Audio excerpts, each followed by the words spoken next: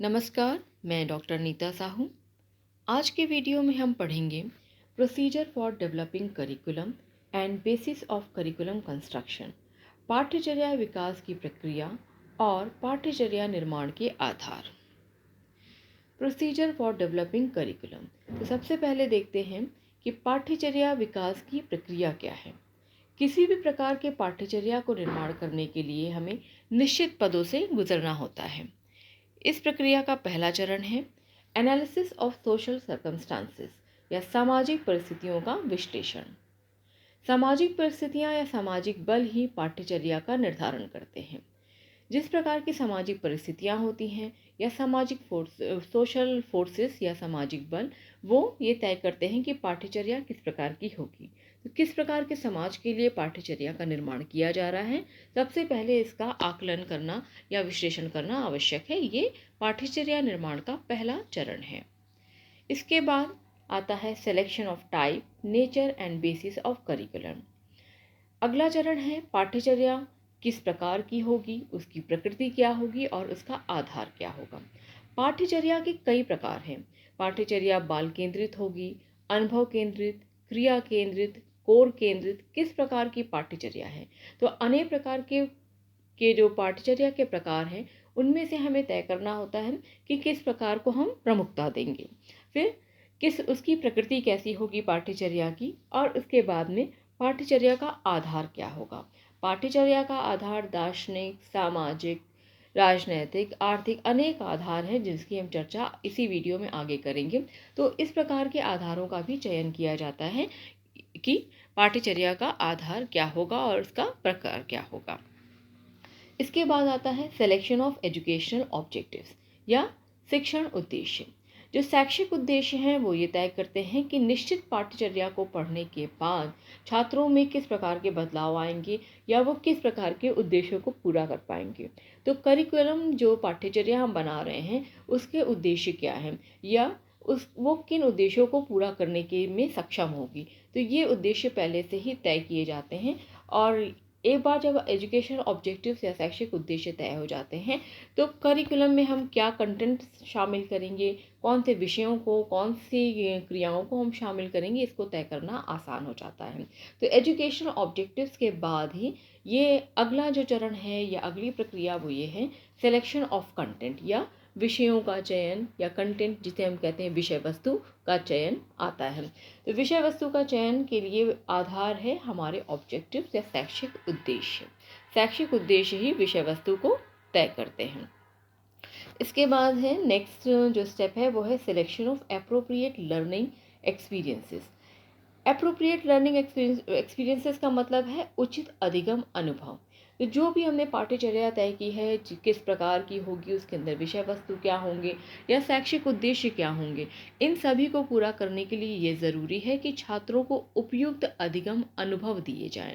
अधिगम अनुभव देने के लिए विषय वस्तु ये जो करिकुलम है उस पर हम निश्चित प्रकार की विषय वस्तु, क्रियाकलाप, एक्टिविटीज़ को शामिल करते हैं जिससे कि छात्रों को सीखने के लिए पर्याप्त या सपोर्टिंग या कंड्यूसिव एनवायरनमेंट या कंड्यूसिव एक्सपीरियंसेस उन्हें सहायक अनुभव मिल पाए।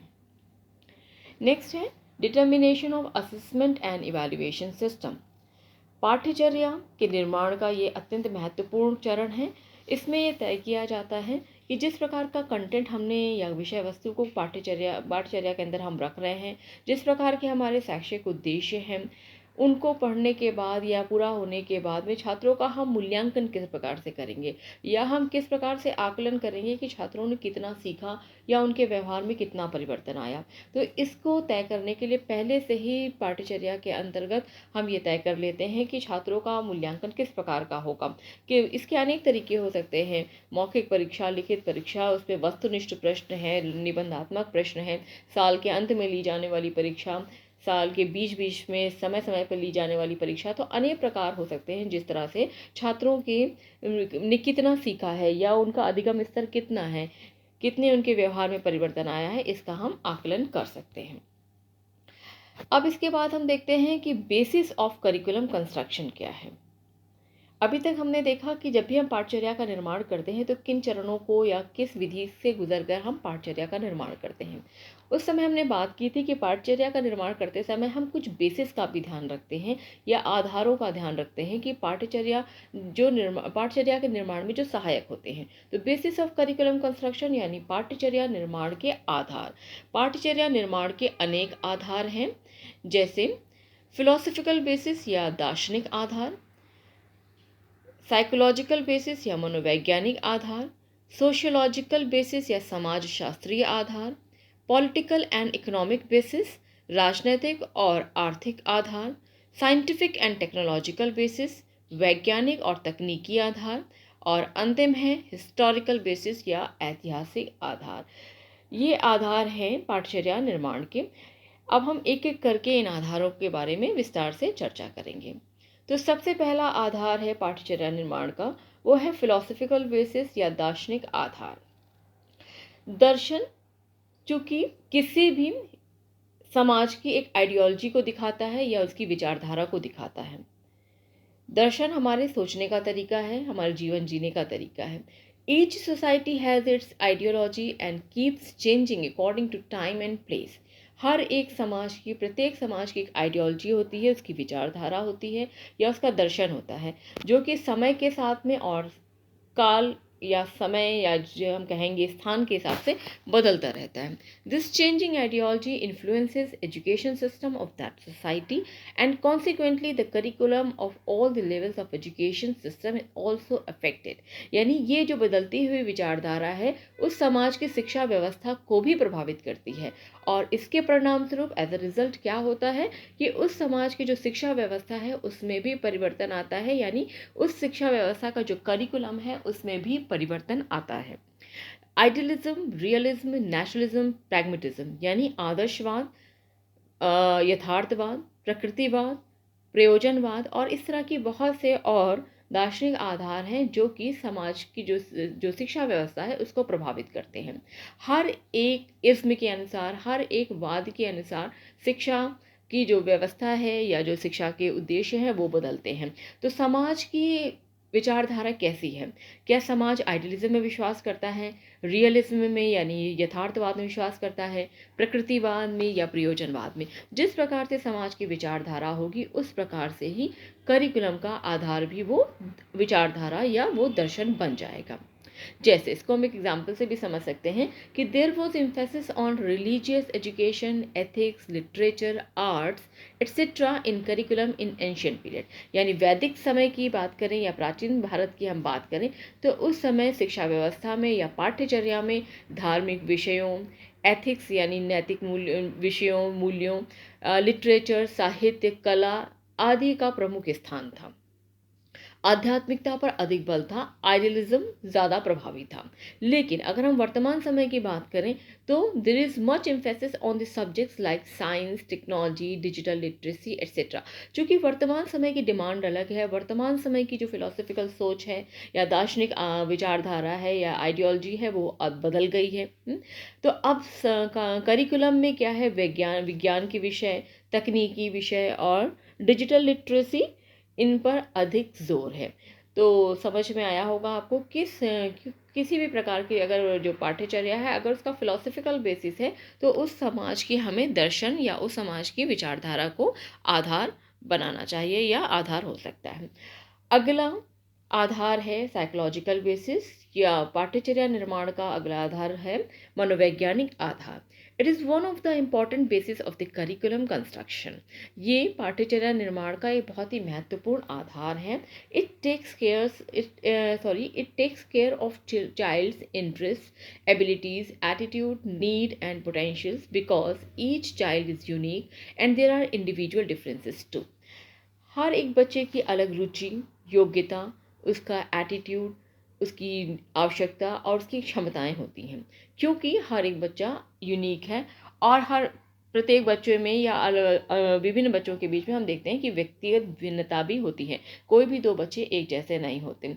तो इस तरह से जब हम करिकुलम का निर्माण करते हैं या पाठ्यचर्या का निर्माण किया जाता है तो ये मनोवैज्ञानिक आधार हमें बताता है कि पाठ्यचर्या का निर्माण इस प्रकार से होना चाहिए ताकि बच्चों की जो मनोवैज्ञानिक आवश्यकता है उनको ध्यान में रखा जा सके। For enhancing the learning level of student, psychological basis of curriculum is needed. Physical as well as mental development of a student is required, so curricular and co-curricular both activities should be there। मतलब बच्चों का शारीरिक के साथ साथ उनका मानसिक विकास भी उतना ही ज़रूरी है। इसलिए पाठ्यचर्या में केवल पाठ्य वस्तु से संबंधित क्रियाएं ही नहीं, बल्कि पाठ्य सहगामी क्रियाएं, जिसे हम को करिकुलर एक्टिविटीज़ कहते हैं, उन्हें भी शामिल किया जाना चाहिए। Games, dance, art, music, all this must be included in curriculum for overall development of the children.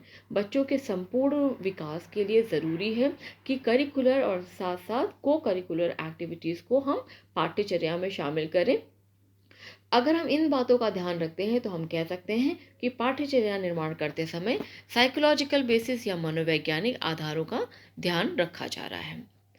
पाठ्यचर्या निर्माण का अगला आधार है सामाजिक आधार या sociological basis. Social basis of the curriculum construction refers to inclusion of social values, tradition, ideals and cultural inheritance in the curriculum।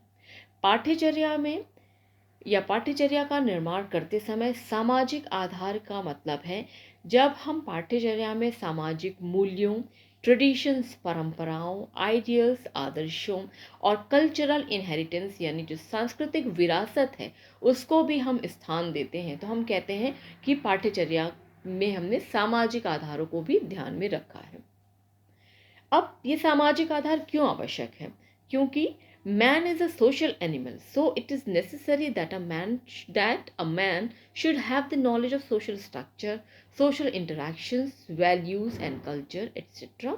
मनुष्य चूंकि सामाजिक प्राणी है, वो समाज के अलग नहीं रह सकता, इसलिए ज़रूरी है कि व्यक्ति को जिस समाज का हिस्सा है उसे उस समाज का जो संरचना है या स्ट्रक्चर है, उसकी डिफरेंट यूनिट्स क्या है, विभिन्न इकाई क्या है, समाज की जो के बीच में जो चलने वाली अंतःक्रिया है, इंटरैक्शंस हैं, इन सब के बारे में, सामाजिक संबंधों के बारे में, इन सब का ज्ञान उसे होना चाहिए। तो सोशल सब्जेक्ट्स को भी इंक्लूड करना चाहिए करिकुलम में to make the changes in the behaviour of the students as per the demand of the society और नेशन। समाज और राष्ट्र की आवश्यकताओं के अनुसार जिस प्रकार से हम छात्रों का व्यवहार चाहते हैं, वो सभी उन सभी व्यवहार को सिखाने के लिए ज़रूरी है कि इस तरह की जो सामाजिक जो कंटेंट है या सामाजिक विषय वस्तु है उसको भी पाठ्यचर्या में स्थान दिया जाए। Transmission and protection of culture is also a responsibility of curriculum, यानी संस्कृति का संरक्षण और साथ साथ उसका हस्तांतरण भी पाठ्यचर्या की जिम्मेदारी है। हम अपनी संस्कृति को कैसे जान पाते हैं?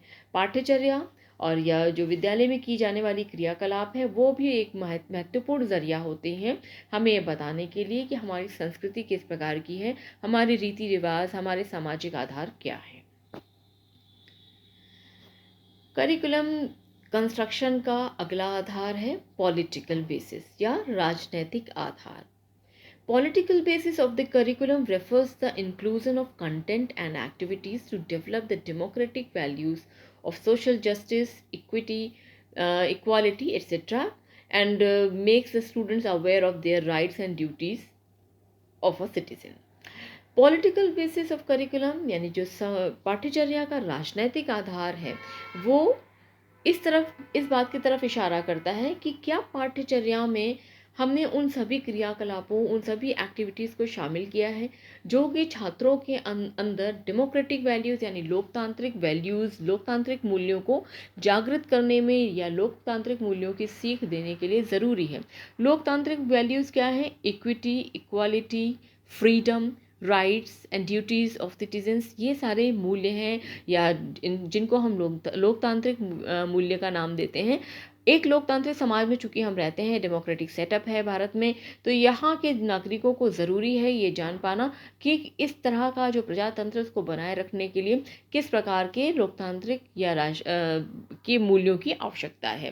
तो student should become able to believe in democratic values because a stable nation needs responsible and alert citizen.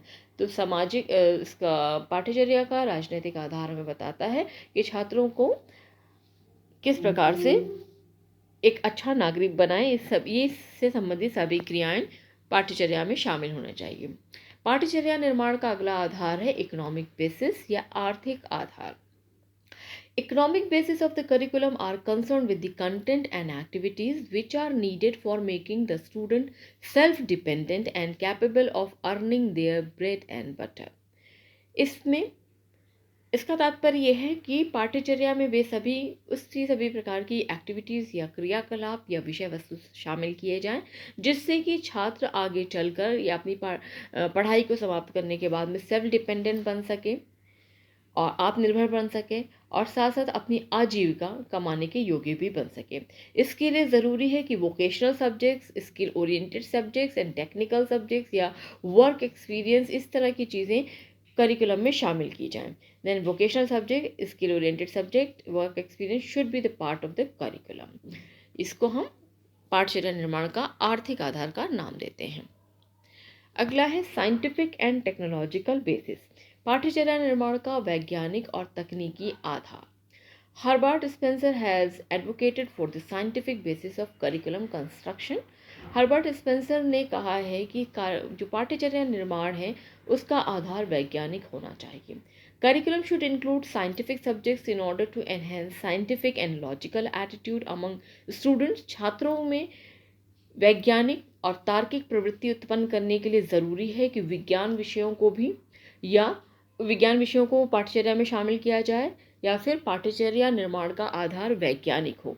पाठ्यचर्या निर्माण के वैज्ञानिक आधार से तात्पर्य है कि छात्रों को एक इस प्रकार के नॉलेज देना, इस प्रकार का व्यवहारिक ज्ञान देना जिससे कि वे आगे अपने जीवन को अच्छी तरह से जी पाएँ, लॉजिकल थिंकिंग उनके अंदर आए, अंधविश्वासों से वो दूर हटें।